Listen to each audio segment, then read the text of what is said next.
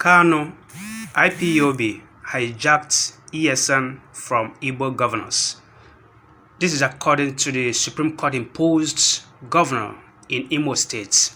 Please guys, before we launch into the news, if this is your first time of coming across this very channel or you've been watching without subscribing, please do us that great favor, hit the subscribe button and click the notification bell for subsequent updates of our videos, please, and Elohim will greatly bless you. Great thanks to all our returning subscribers and also you, our intended subscribers. Thank you, and may God promote each and every one of you in Jesus' name. Now, the Imo State imposed Supreme Court governor have come out to speak on behalf of his counterpart in the southeast, saying that Nnamdi Kanu and IPOB hijacked the Eastern Security Network from the Eastern governors. This is very, very surprising, and the news actually amazed a lot of people. Let me go into the news and read what he said. Imo State Governor Uzodinma has accused indigenous people of Biafra and its leader Nnamdi Kanu of hijacking the Eastern Security Network from the governors of the Southeast region.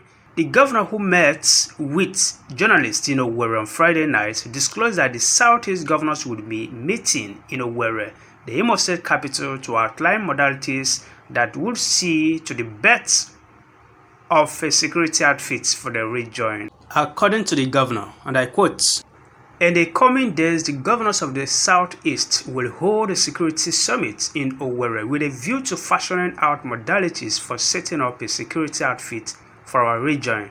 We will hold an elaborate discussion with a view to finding a lasting solution and to complement the work of security agents in the country. It is necessary for every zone to be vigilant and have a security outfit, especially with the present situation we have in this country. We cannot lose faith with the management of security in our region, and at the same time, we must be careful in the way we go about it." He continued by saying that Southeast governors tried to set up Eastern Security Network by working with Ohanaeze Ndigbo. The attorneys general of the 5 southeastern states have already anchored a report on it, and before we know it, IPOB hijacked the name and started using it to commit crime. That arrangement has not stopped. We are trying to take a review. We will come up with an outfit that will be lasting. We don't want to do things because others have done it or be copycats. There are permutations, and we must defend our people and ensure that there is no external aggression. It is not failure of government, because the primary responsibility of government is to protect the lives and property of the people. This is very, very laughable, and it's become obvious now that these people do not even have any outer of shame. They don't have any outer of shame again on their face. If not, how can a sitting governor be talking this trash? Okay, let me just ask few questions to the self-acclaimed governor, the Supreme Court governor. Do they now include IPOB and Nnamdi Kanu into their meetings, Southeast governors meetings? Do they now include IPOB and Nnamdi Kanu into the policies they are initiating as regards their governance and all that? Do they, after coming up with after initiating a policy, do they unveil it to IPOB or take them along in whatever thing they are doing? How come IPOB or Nnamdi Kanu got to know the name they have already come up with for their regional security whatever, and all of a sudden Nnamdi Kanu decided to pick the name and use? Okay, even if Nnamdi Kanu picked the name and use, for the fact that the governors had been on top of it and they have been making all arrangements to perfect their own plans. So if it is only name, what is stopping them from just adopting another name, since every other arrangements are still intact and in place? Or did Nnamdi Kanu also use the same people? Did he also recruit the same people that we are recruiting, or they had recruited, or they wanted to recruit? I don't just get it.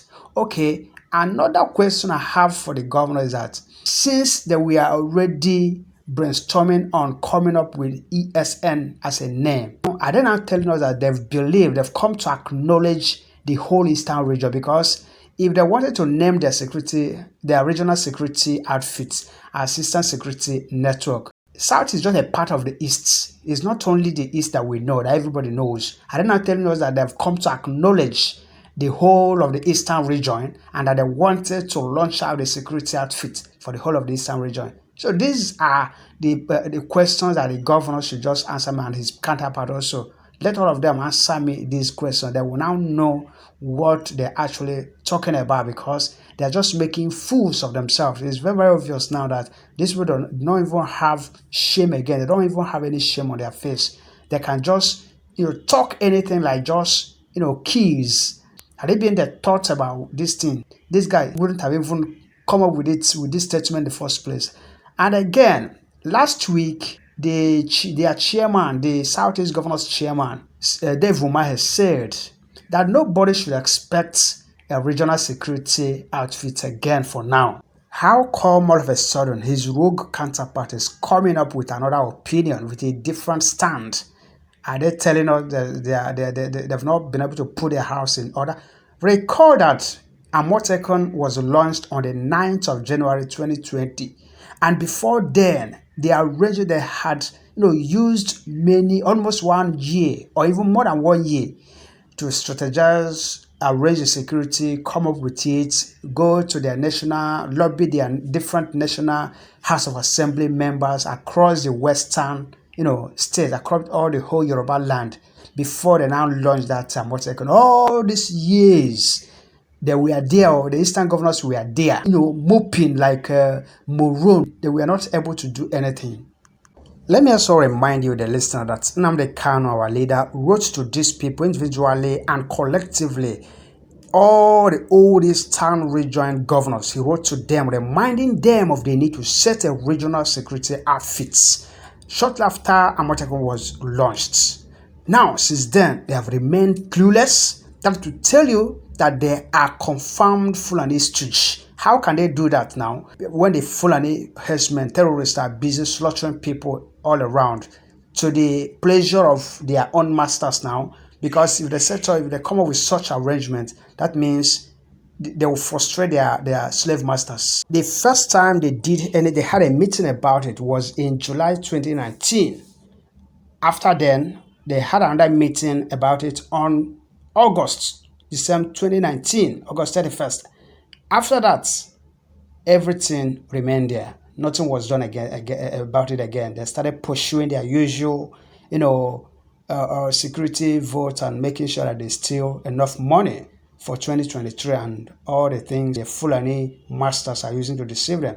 These people are never serious. They can never be serious. Not today, not tomorrow, not ever. Don't worry. We will soon dedicate them to God, for God to do the needful on their lives. Thank you guys for watching. And please, if you are yet to subscribe to our channel, please do, and Elohim will greatly bless you. We highly appreciate each and every one of you who have watched and subscribed.